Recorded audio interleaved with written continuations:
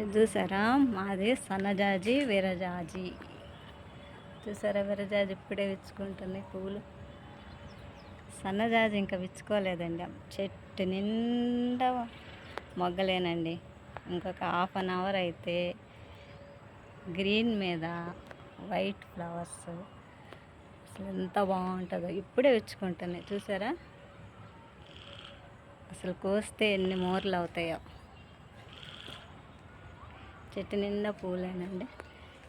ఈసారి అండి butterflies, dragon flies మాత్రం చాలా బాగా వచ్చినాయి. ఎంజాయ్ చేస్తూ ఉంటాయి. కొంతసేపు ఆగితే బటర్ఫ్లైస్ వచ్చేసి చక్కగా తేనె ఆస్వాదిస్తూ ఉంటాయి. చూడండి ఎన్ని ఉన్నాయో.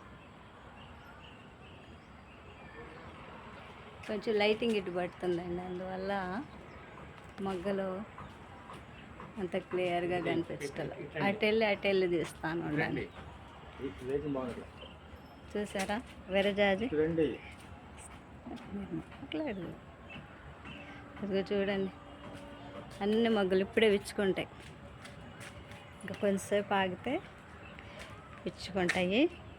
అప్పుడు కూడా వీడియో తీయాలనుకుంటున్నాను, కానీ విచ్చుకోవడానికి కొంచెం టైం పడుతుందండి. అరగంట. చూసారా అన్ని మొగ్గలే. నాకు చాలా ఇష్టం అండి చిన్నప్పటి నుండి పువ్వులు అంటే. అందుకని మేము ఇల్లు కట్టంగానే ఫస్ట్ పెట్టింది సన్నజాజి పెట్టి పైకి ఎక్కిచ్చేసేసాము. సన్నజాజి కూడానండి చాలా త్వరగా వచ్చేస్తుంది మొక్క. చాలా త్వరగా పెరిగి మనకి పువ్వులు ఇస్తుంది. అంతేకాకుండా నైట్ అయితే మంచి సువాసన కూడా వచ్చి గాల్లో తేలుతూ ఉంటుంది అన్నమాట. అంటే చెప్పేస్తుంది అన్నమాట, దగ్గరలో మీకు సన్నజాజి మొక్క ఉంది అని చెప్పేస్తుంది అన్నమాట. అసలు ఎన్ని మొగ్గలో చెప్పలేము. మార్నింగ్ లెగిస్తే మా కిందంతా పూలు పడి ఉంటాయి. పైన కొన్ని కోస్తానండి, నేను ఒకదాన్నే కదా. కొన్ని కోస్తాను, మా పనానికి కొన్ని పెడతాను, నేనే మాల కడతాను. నాకు ఇష్టం మాల కట్టడం అంటే. అలాగే చూసారా, ఇంతవరకు కోస్తా. ఇంక ఈ చూడండి కింద అయితే ఎన్ని ఉన్నాయో, ఇవన్నీ రాలిపోతాయి. ఇంక మార్నింగ్ లేసేసేసి అలాగా ఊడుస్తాయి. మొక్కలు ఉంటేనే కదండి, పువ్వులు ఉంటేనే కదా మనకి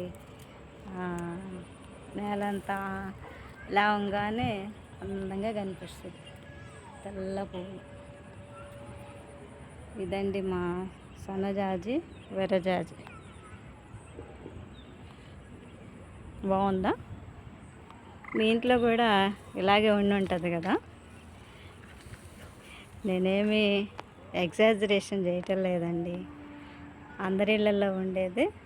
ఊరికే ఆనందం కోసం నేను ఇలాగ షూట్ చేసి మీకు పోస్ట్ చేస్తున్నాను. బాగుంది కదా.